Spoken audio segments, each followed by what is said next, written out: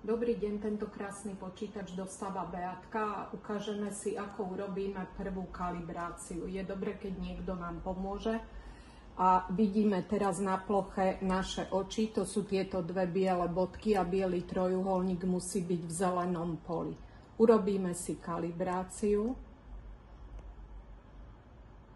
Dáme yes a pozeráme sa na bod v strede, ktorý sa bude pohybovať po ploche. Nerobíme nič, nehybeme hlavou, len pozorujeme bod, ktorý ide po ploche počítača. Hlava nám stojí, pohybujú sa len oči.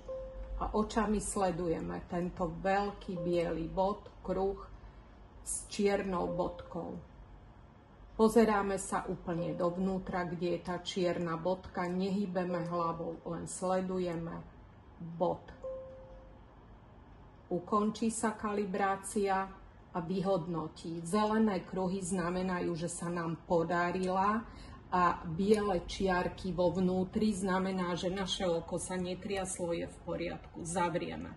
Teraz si môžeme urobiť rýchly test kalibrácie, kde sa pozrieme na poslednú kalibráciu a pozrieme sa na test kalibrácie, kde pobeháme zľava doprava do jednotlivých bodov.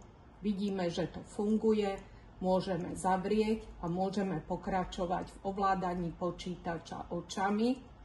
Vyberieme si program, napríklad Grid, otvorí sa nám a môžeme pracovať v jednotlivých komunikačných mriežkach. Napríklad dáme si rýchlu komunikáciu, rozhovor a môžeme písať. Ahoj, moja adresa.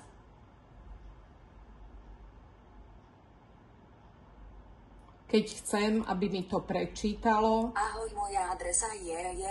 Hej, tak mám tam chybu, viem si to zmazať, posledné slovo a napíšem si ho správne podľa predikcie. Keď sa chcem pozrieť do histórií, vidím naposledy napísané frázy, je ich tu veľmi veľa a zaujímavá vec, ktorá sa tu ešte nachádza, je preddefinované správy, kde môžem rýchlo sa rozprávať, hej? Rozumiem, alebo si vyberiem podpora konverzácie, pomoc asistenta.